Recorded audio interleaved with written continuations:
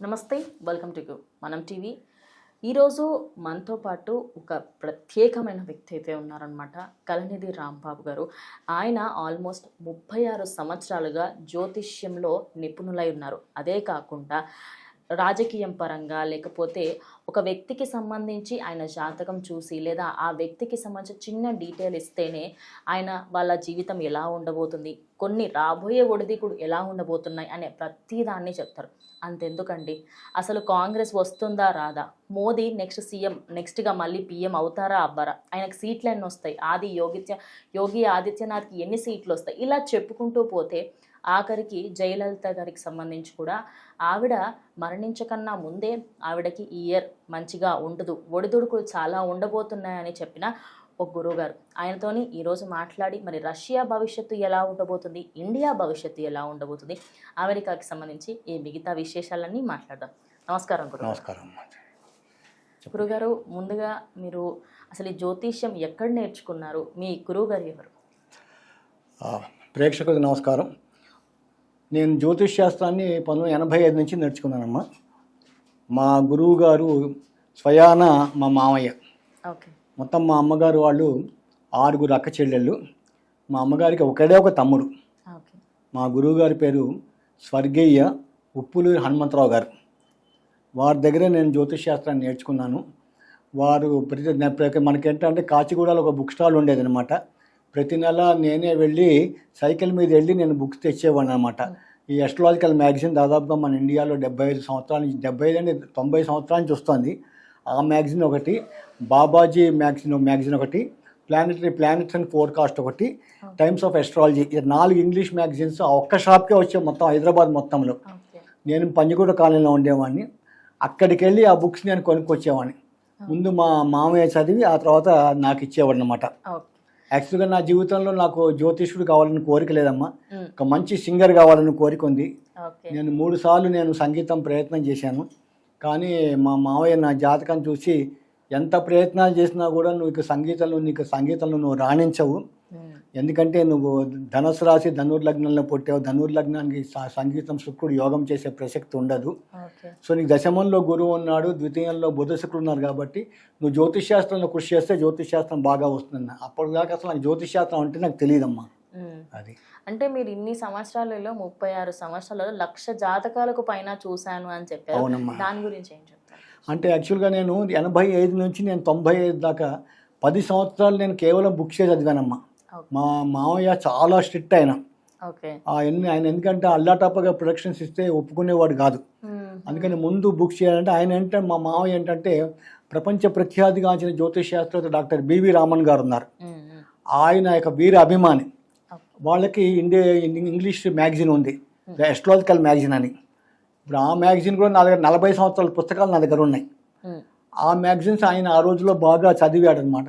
చదివి నన్ను చెప్పే ఈ బుక్స్ నువ్వు రెగ్యులర్గా చదవాలి, హౌ టు జడ్జ్ హరోస్కోప్ అనే బుక్స్ వస్తాయి, జాతకాన్ని ఏ విధంగా స్టడీ చేయాలి, ఈ బుక్స్ కానీ నువ్వు చదివావంటే జ్యోతిష్యం నీకు చాలా బాగా వస్తుందంటే నేను 10 సంవత్సరాలు చదివాను, 85 నుంచి 95 దాకా. 95 దాకా చదివిన తర్వాత 95 జూన్లో ప్రముఖ సినీ నటుడు నందమూరి తారక రామారావు గారు, ఎన్టీ రామారావు గారి డెత్ని నేను 95 జూన్లోనే రాశానమ్మా. 95 డిసెంబర్ 31 తర్వాత ఎన్టీ రామారావు గారి లోకంలో ఉండరని, అది సిటిజన్ ఇంగ్లీష్ డైలీ ఉంది, ఆంగ్ల దినపత్రిక, ఈవినింగ్ ఎడిషన్ వచ్చేది, ఇప్పుడు వస్తుంది.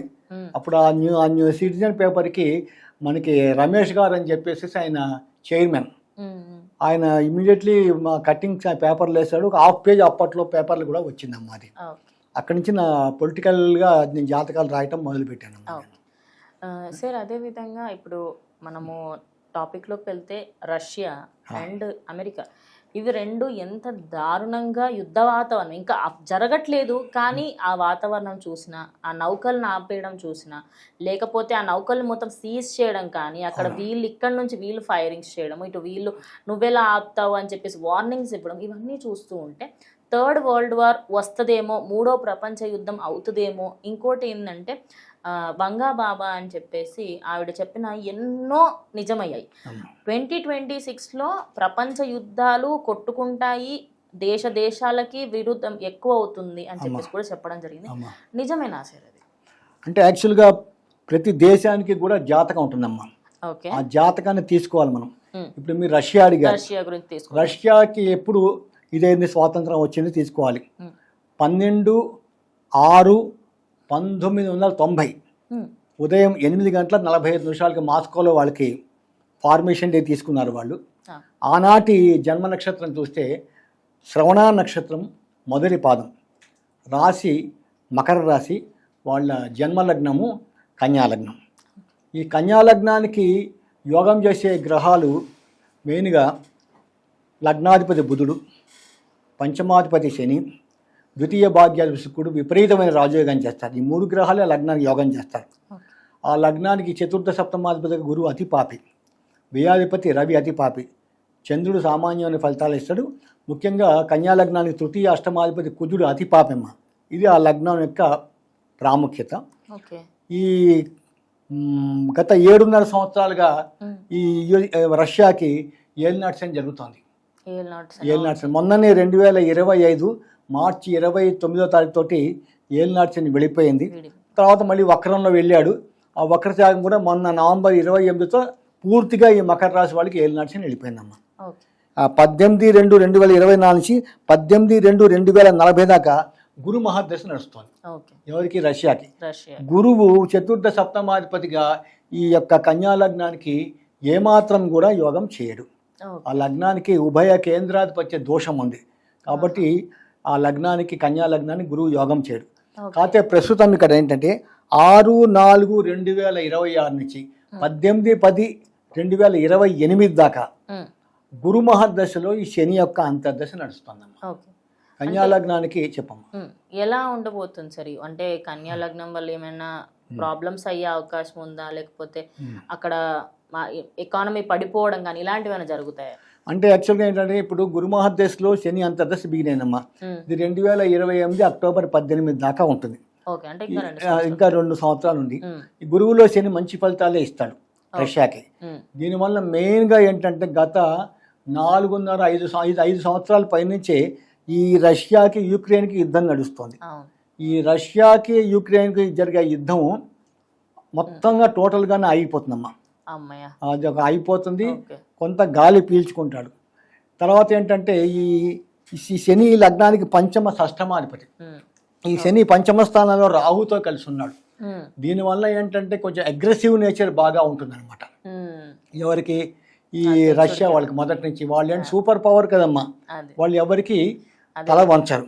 ఇది ఒకటైతే నెక్స్ట్ పుతిన్ జాతకం. ఈ పుతిన్ జాతకం, పుతిన్ 7/10/1952లో పుట్టాడు.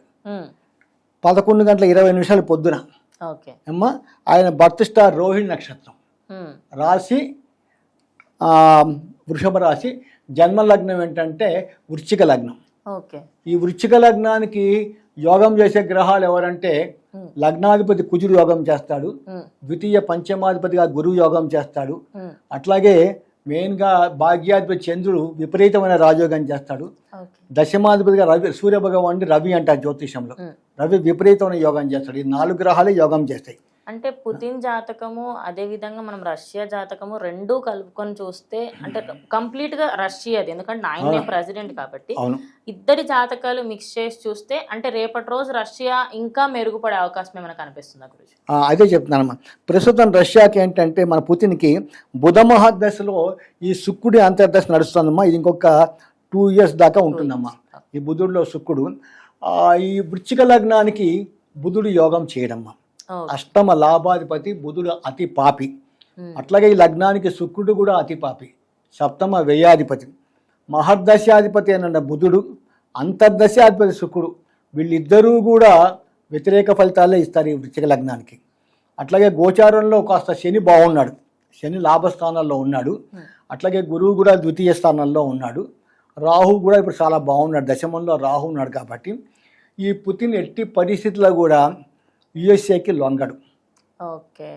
ఎందుకంటే అవసరమైతే ఆయన చావటానికి కూడా సిద్ధపడతాడు. ఎట్లాగన్నా ఈ 2026లో ఆయన మీద అటెంప్ట్ మర్డర్ కూడా ఉంది పుతిన్ మీద. ఎందుకంటే మహర్దశ అనుకూలంగా లేదు, అంతర్దశ అనుకూలంగా లేదు. కాబట్టి ఖచ్చితంగా పుతిన్ మీద అటాక్ జరుగుతుంది. ఆయనకి తెలుసు. కానీ చావు అనేది మనిషికి ఏనాడన్నా వస్తుంది, ఇంట్లో ఉన్న వస్తుంది, బయట ఉన్న వస్తుంది. ఆ టైం వచ్చినప్పుడు ఎవడో ఆపలేడు. కానీ ఎట్టి పరిస్థితుల్లో కూడా అమెరికాకి పుతిన్ లొంగే ప్రసక్తి లేదు. ఏదేమైనా సరే, ఏది ఏమైనప్పటికీ కూడా లొంగే ప్రసక్తి లేదు. ఓకే. ఈ రెండు యుఎస్ఎస్ఆర్ ఈ పుతిన్ జాతకం చూసినప్పుడు ఘర్షణ ఉంటుంది తప్ప మూడో ప్రపంచ యుద్ధం రావడానికి మటుకు ఏమాత్రం కూడా అవకాశం లేదమ్మా. అంటే ఖచ్చితంగా ఆయన పైన దాడి జరుగుతుంది అని అంటే అక్కడి ప్రజలు ఖచ్చితంగా తిరగబడతారు, కానీ ప్రపంచ యుద్ధం వరకు వెళ్ళేంత వెళ్ళదు, కానీ చిన్న చిన్నగా అవుతూ ఉంటాయని అంటారు. అంతే అమ్మా, చిన్న చిన్నగా అవుతుందమ్మా.